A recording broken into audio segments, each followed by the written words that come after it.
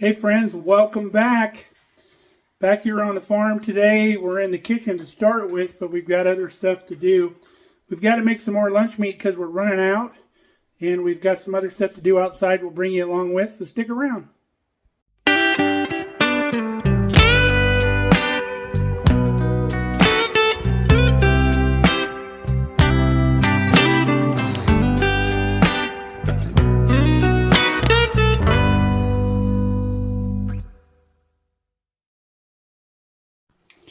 We're using the last of our chicken lunch meat that we made with you guys here a while back. Making a little wrap with some cheese and some of that chicken and some tomatoes, green onions, a little bit of our homemade relish, mayonnaise, mustard. Really love these wraps. Alright, well that was a tasty lunch, so we're going to get this sausage going. We're going to be making a beef salami. And we're going to do it in the same fashion we always do it, so I'm going to skip a bunch of steps because we've already got 2 videos on how to make this. But I am going to give you 3 additional recipes today that you can use with beef. So here's the recipe for our salami. If you want to screenshot that, write it down or pause your video. And this makes 2 pounds. So we've got our ground beef in our bowl. We've got another little bowl for our spices, so we'll mix all these up. We're using a full tablespoon of our Morton Tender Quick. You should be able to find this in the aisle where your salt is and all that stuff there in your grocery store. And this is not, it won't take the place of pink salt. It's not the same kind of cure. So if your recipe calls for the pink cure salt or the Prague powder, not interchangeable. All right, the rest of the spices we added were 2 teaspoons of salt, 1 teaspoon of mustard seed, 1 teaspoon of pepper, 1 teaspoon garlic powder, 1/4 teaspoon of nutmeg. Now in our little jar or little measuring cup here, 1/4 cup of very cold water, and to that we added a 1/4 teaspoon of liquid smoke. You could add up to a 1/2 teaspoon. Oh, and if you're not familiar with my recipes, if it's a capital T, it's a tablespoon. If it's a lowercase t, it's a teaspoon. So I'm going to pour the liquid into these spices, kind of get them to dissolve a little bit and help them disperse into the meat when we put it in there. If it doesn't all come out of this cup, grab you a little piece of meat, wipe the cup out, and then mix this with your hand quite a bit. You want it really well mixed. We've got it really well mixed. Now I wanted to tell you also, making salami, if you like the whole peppercorns in it, you can do that. Just put a teaspoon of whole peppercorns in there instead of the ground pepper. But I like the ground pepper because it distributes a little bit better. Some people like crunching on those whole peppercorns when they eat their salami. So we're going to pack this very tightly, trying not to get any air spaces into our lunch meat mold. And then we'll put it together. Got our meat packed tightly into our container. Put our follower in there. And our cap goes on, give it a little 1/4 turn, and it's locked. Got our meat all packed in here nicely, spring loaded. We're going to put this in the fridge for at least 12 hours. Now last time we made this, we let you know, but if you weren't here, you don't have to have one of these molds to make this. You could use a loaf pan or whatever you wanted to do. Put another same size loaf pan on top of that to weight it down a little bit. Or you could actually roll this meat into whatever diameter log you wanted, wrap it real tightly in plastic wrap, and twist the ends like you would do like hard candy or something. Make it really tight, put it in the refrigerator that way for 12 hours, it would be fine. And if you were cooking it like that, you could either cook it in your oven on like a wire rack or roasting pan, or in your barbecue. Cook anywhere from 250 to 300 because air is not as dense as water like we cook this in. And cook it to an internal temp of about 160. If you're doing it on the barbecue, you can leave the liquid smoke out. It'll get smoke on the barbecue. But you don't have to have one of these presses. It's super easy. Now I told you I was going to give you 3 recipes. I'm going to end up giving you 4 because I remember somebody wanted our summer sausage recipe.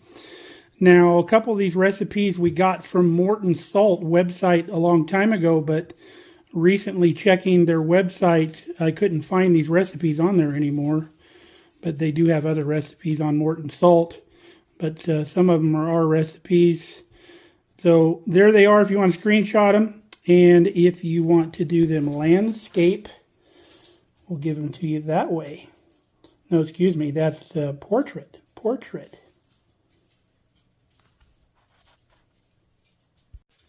All right, folks, super easy.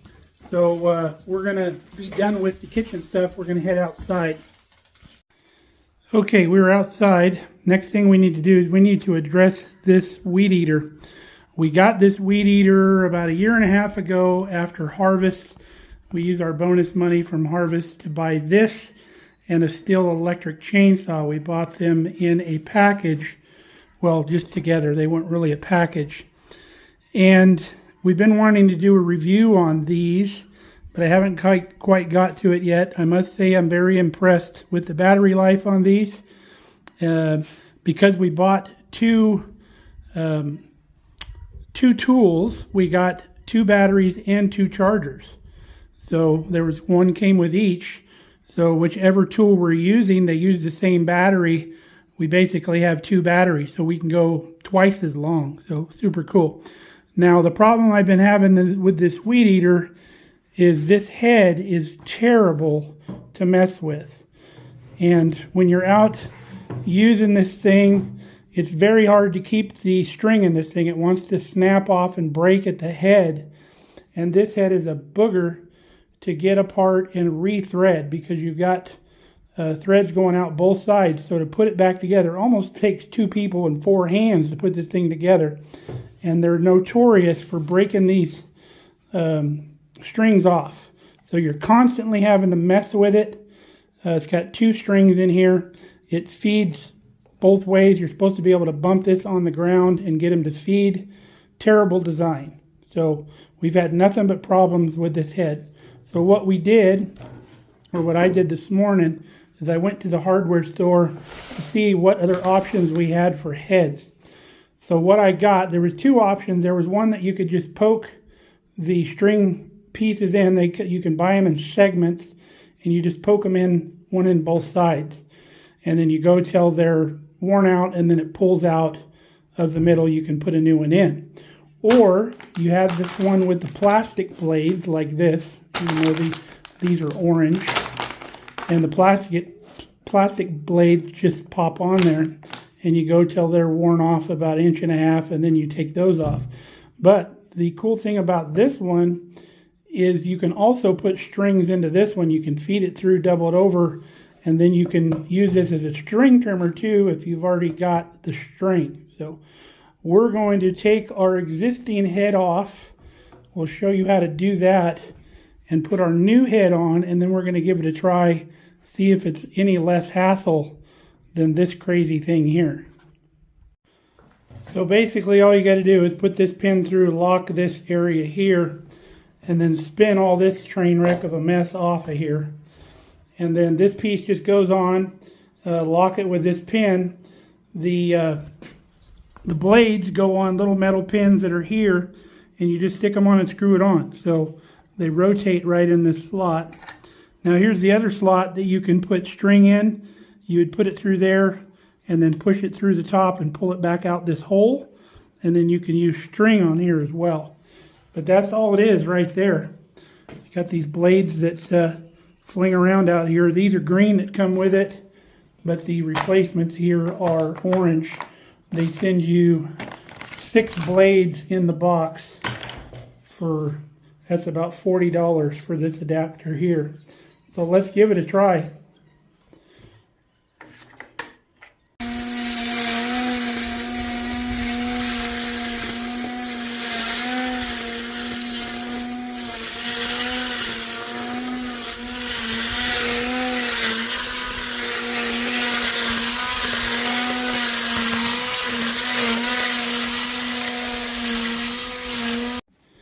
Boy, talk about game changer on this thing. You don't have any of that annoying wire or string wrapping around stuff and it quits cutting good. This thing just mows right through it. Now what's really cool is, I don't know if you can see it, on these blades there's an arrow that says stop. We'll hold one up here. See where it says stop? So when your blade reaches the tip of that arrow, that's when you want to change it. Now, we hit the guide wire over there on the power pole, so that's what knocked the tips of these off. But even after I did that, it's still mowing right through that stuff. Now, do you remember the tree tags that we made for our fruit trees so we know what the variety is? There was one that we have to make because we didn't have a tree in the spot. This tree here, a peach tree, this was what we thought was a mulberry, but turned out to be a hackberry, so we pulled it out. Got a peach tree in its place, and the peach tree is doing very well. So we got to get that tag made up. Okay, we got a scrap piece of square tube clamped flush in the vise. We have our plate on top of that. We clamped another piece of square tube on top of the plate we're going to punch, and then that way all of our letters will be straight. It's kind of hard to do freehand. And then we'll just whack them with a hammer on top.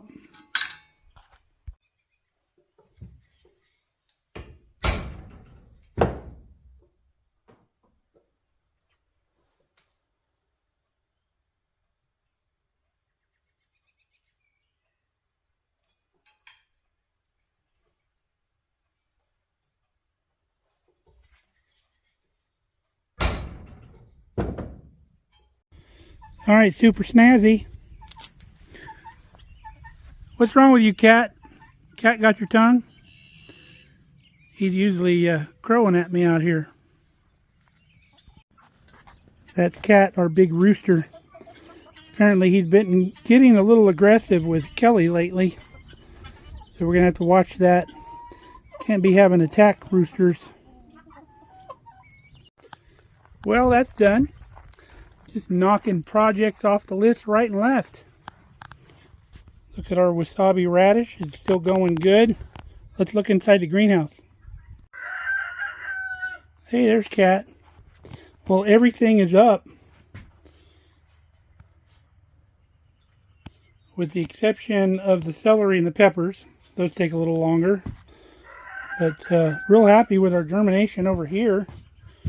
We can pull this plant out and this plant out and this plant out, and we'll see which one of those comes up stronger. But looking good. We had a freeze last night, so obviously our little heater kept up. I think we may have a harder freeze coming up the next couple nights over the weekend, so we'll have to look at it. If it gets down into low 20s or the teens, these will have to go inside the house overnight. All right, next project. We didn't use all of our wood camping, so wheelbarrow that we cleaned out the other day, we're going to put it all in there. And then we have our wood rack in the shop for burning the wood stove. We'll put it all in there.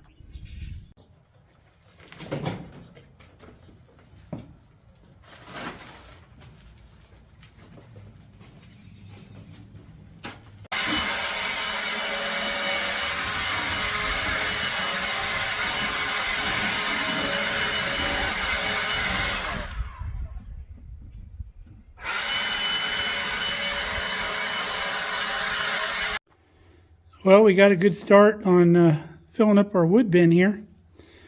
Got plenty of time to finish it before next winter. All right, got her mostly cleaned out. All that the rest of that's got to dry up.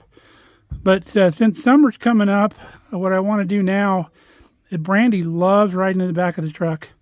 And you got to tie your dogs in, because otherwise they come flying out and they get hurt or die. So it's a good idea to tie them in. I'm going to get a chain. Have yet to do it with this truck. Put a chain across the bottom there, and then we'll get a piece of rope with a catch on it to hold on to her so she can ride in the back of the truck. Another thing I got when our farm store was going out of business, this chain was 80 or 90% off. Number 2 chain, there's 100 feet of it. It's a good smooth stuff too, so it won't hurt Brandy's legs if she's running next to it. So we'll measure out a length of that and put the ends on it, and this is what we'll use.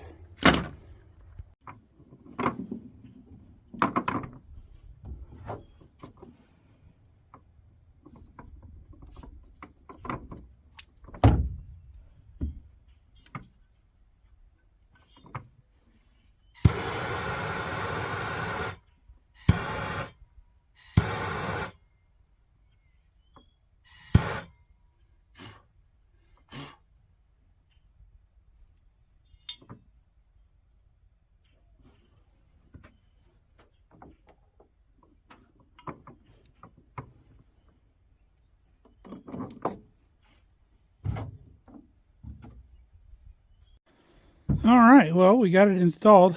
Let's go get Brandy and give it a test. Hey, Brandy, you want to get in the truck? You want to get in the truck? Load him up. Load him up. Good girl. Good girl. You want to ride in the truck? You want to ride in the truck? All right, let's test it out. Come over here. Come here, Brandy. Come here. Oh, that's perfect. You can just barely look over the side and it still got you. Right on. Ruby, Ruby, Ruby, Ruby, get back here. No. Ruby, no. No. Come here. Good girl. Good girl. That's the way to listen. Good girl. You don't need to chase cars. Now the Rube's here. She cannot ride in the back of the truck yet because when she sees other people or other dogs, she loses her mind like a rabid dog foaming at the mouth. Goes crazy. But Brandy, she loves riding in the back of the truck. She just hangs it out there and all smiles. Maybe someday Ruby won't be such a B-word and we can take her places. Hey, you're going to throw up eating all that grass. Now we are working on Ruby not running out to the road and chasing cars because that's obviously bad because she'd end up getting run over. Luckily, the house is set back far enough off the road. By the time she gets out to the road, the car's already passed. So that is the nice thing, but we don't want her doing it at all. All right, next thing we need to do, remember the chain we put in here to dissolve the rust on it. Need to give it a little stir. It's looking good though. Move it around a little bit in here. Make sure all the surfaces of the chain or fluids getting to all of it.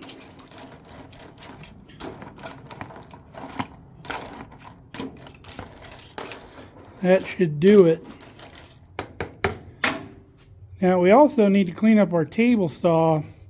Table saw has a bare metal surface on it, and if the roof leaks like it did before we fastened it down better, or it gets moisture in the air, it starts to rust, and we need to get that surface rust off of there before this starts getting pitted, because that would be bad, obviously. So we're going to get some light sanding done on top of this, and we'll get it all sprayed down with WD-40, which keeps the rust from forming. Well, good as new. Got her all done. Got a nice coating of WD-40 on there. More useless information. Do you know what WD stands for in WD-40? It's water displacement. And it's the military that come up with that. They were looking for something to prevent rust, so basically displacing water. And it took them 40 tries. Their 40th concoction that they came up with is the one that worked, and I think it's basically fish oil. So there's where WD-40 came from. Well, I think we got all the stuff we wanted to get done in the shop, all taken care of. I wanted to look out here and see if I could mow today, because the grass out in the outer areas is getting taller. So let's go check it out, see if it's able to be mowed. Okay, I'm going to walk through the grass out here. Kind of dragging my feet to see if my toes get wet.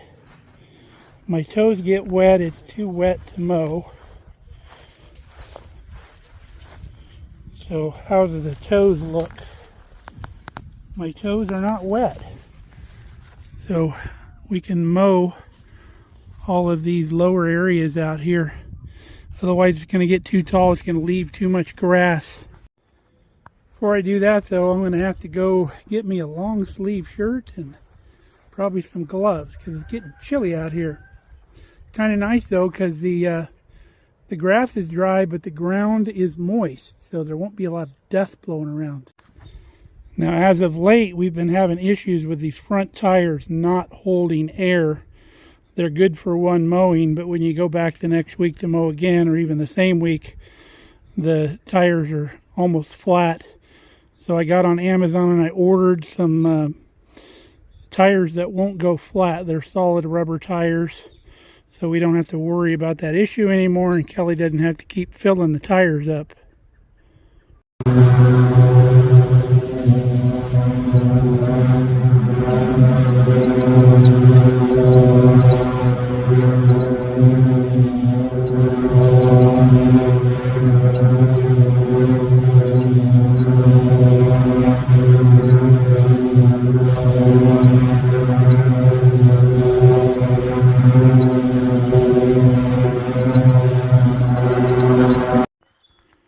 Got her all mowed. I love a freshly manicured lawn. We got a lot of grass out here. I think we mow probably close to 3 acres of grass. This will all green up here before long. Got it all mowed down back here around the garden as well and the fruit orchard. One more thing I want to do before I head in. Kelly just got home. I think I got some of these radiant propane heaters. I think I'm going to put one in the greenhouse tonight because it's supposed to freeze pretty hard. It's already pretty cold. So instead of taking all this in the house, I think we can keep it warm in place. Well, I started out with this one. This one's way too hot. It brought it up like 30 degrees in here. But I think we're burning way too much propane. I'd probably run out by the time morning was here. So I have the smaller one. We're going to put it on there. Alright, I think this one's going to be a little bit better size. And we'll probably run a lot longer on a propane tank. So we'll shut this down and we'll come out later tonight once the temperature drops. And we'll get this thing fired up. Alright, we're about ready to go in now. With this freeze that we're getting with our fruit trees coming out of dormancy, anything that's already budded out or leafed out is going to be, there's not going to be any fruit this year.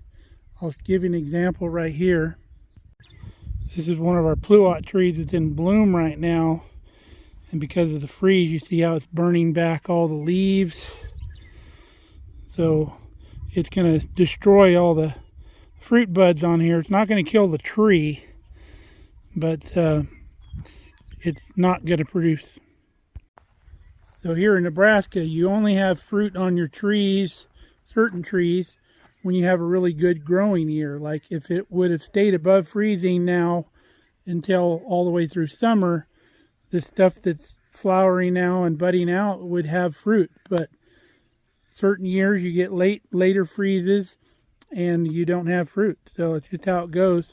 So you really got to take advantage of the years where you do get it. All right, folks, wish us luck in here tonight. Hopefully it'll all go well.